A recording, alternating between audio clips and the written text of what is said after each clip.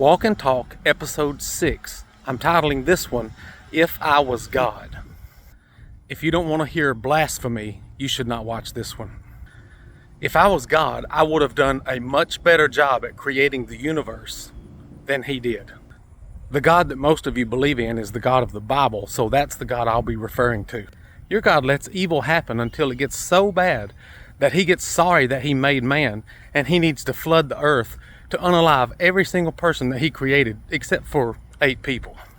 And then immediately after he unalives all people because they were evil, they're just as evil as they were before.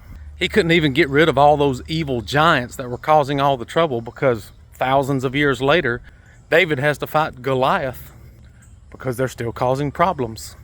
Then you fast forward another 1,000 years and you get to the point where Jesus has to die on a cross to pay for the sins of the world.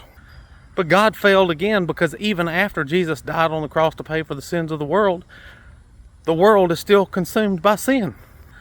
So the God that you believe in failed on every single attempt in order to rid the world of sin and evil. If I was an almighty God, I wouldn't have to take the lives of my own creation because they were evil.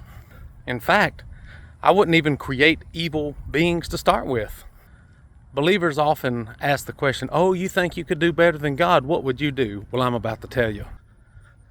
Believers foolishly make the argument that God is the source of morality, but yet all people who believe in God, and even people who don't believe in God, have a different idea of what is moral. There is no consistent standard of morality in the Bible, or in any holy book for that matter, and there is no consistent standard of morality in nature. So if God is the source of morality, then he's the source of conflicting ideas of morality among all people around the earth. So I could improve on that. I would actually instill in people a code of ethics or morality where they would instantly know. You could even call it like a conscience, where everybody's conscience would be the same. Everyone would agree that going to war would be evil. Everyone would agree that human trafficking is evil, and human slavery would be evil, and everyone would agree with it. And even if someone chose to do what they knew was evil, they would be instantly punished for that, divinely from God, not waiting until they die and having people say, oh, God's going to get them after they die. I would instantly and consistently punish all people for doing evil, and this would deter people from committing evil acts because they would know they couldn't get away with it. In the world that you and I live in, people commit evil acts and get away with it every day. Sometimes they are never held accountable for it. But there's this promise that they'll get in trouble after they die, which nobody witnesses and can testify actually happens. If anyone ever stole anything or harmed another person, they would instantly receive some sort of negative feedback, and they would know it came from me. And that takes me to another subject. I would not hide. I would not make people believe in me even though I didn't demonstrate my existence. I would demonstrate my existence, and I would want everybody to know that I was the one in charge. And I wouldn't base my approval of you on whether or not you believed I existed. I would base my approval or disapproval based on your behavior, based on the evil that you commit. If you ever told a lie or said something that was not true, then I could do something as simple as a little miniature electric shock or something that would instantly let you know that what you're saying is not true. This would eliminate debate and confusion. We would all know what was true. How about this? I would create a world that had renewable resources that could sustain all life on the planet. Pause for a little band practice. I did that before. If I was God, I would eliminate unnecessary pain and suffering. And then you got to say, well, what is unnecessary? Maybe all pain and suffering is unnecessary. But at the very least, childhood cancer and disease and mutation would be eliminated.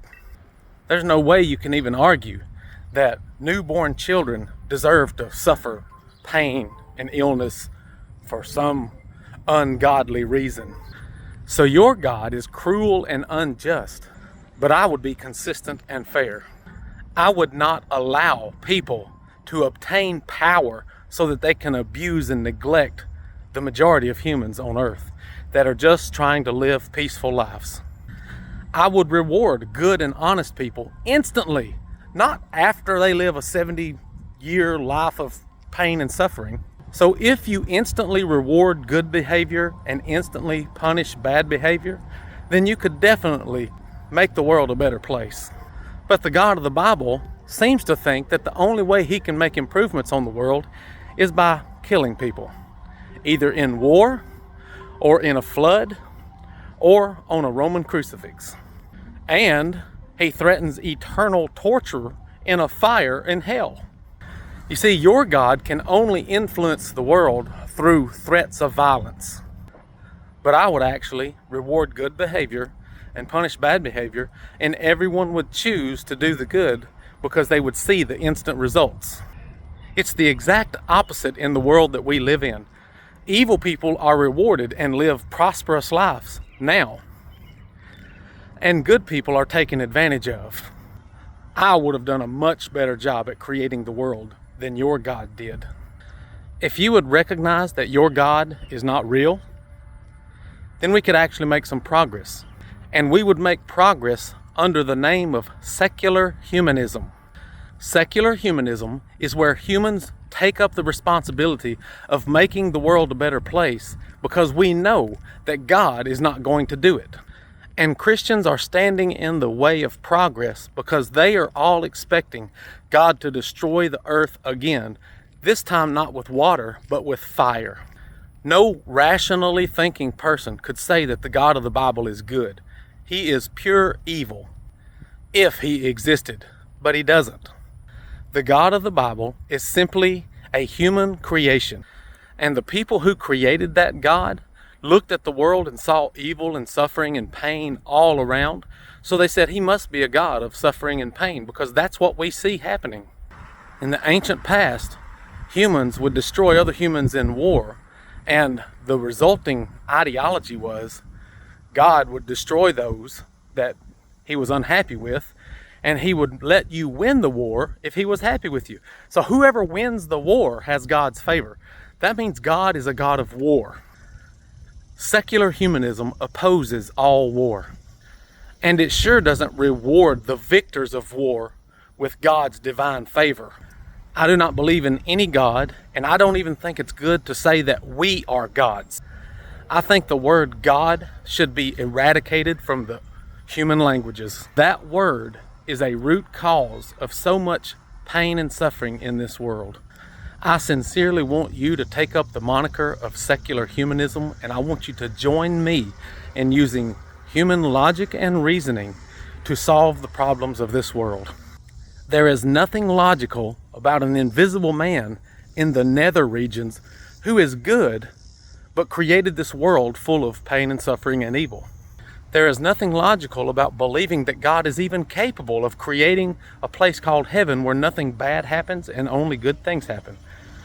Because all the evidence we have is that if there is a God that created this world, we only know that he could create a world full of pain and suffering. Every argument for God is a fallible, philosophical argument. There is no logical argument for God. None whatsoever. I hope you enjoyed episode 6. Don't forget to like and share and comment.